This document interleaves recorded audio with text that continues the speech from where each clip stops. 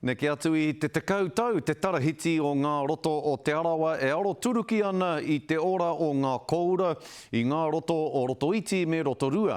Me te aha kua tino ki te heke haeretanga o te taupori o nei koe ora nei. Nā kona, kua tahuri atu nei rātou ki te whakarewa kai ārai I ngā kaipatu I te koura, mei kore tūpono mā reira, ka ora anō nei koe ora o te ao tawhito. Aneira a muri wai hei. He karakia, he timatanga hau mō ngā uri whakahiki o te arawa. He timatanga hou tēnei mo te araka I mua. Kia mau anō ngā mahi katoa I rungi ngā roto moana, ka mau anō kia te arawa anō. Me o na iwi, me o na hapu. Kei te whakarau ora e Rotorua Lakes Trust I ngā kōraki I ka tawhito e ono o te arawa. Te kaura, ko aro, tuna, kākahi, inanga me te morihana. He mea nui tēnei, te whiwhi waka, kia aha, kia aro matawai te oranga o te wai, kia aro matawai te oranga o ngā taonga kararehe, ka roto I o mātou wai.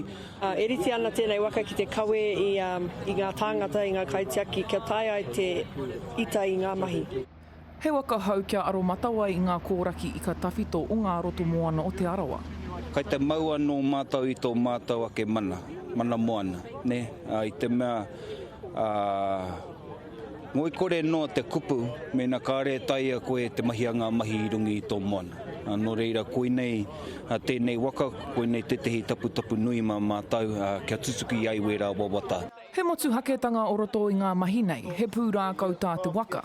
Ko te kaipupuru o te waka omua, he kaitiaki mō ngā roto moana o te arawa. He was a special man who worked around our roto.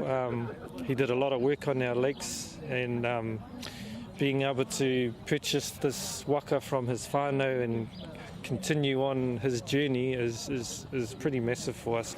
He mahi tiaki tai au, tiaki whakapapa anō hoki. Muri wai hei, te karere.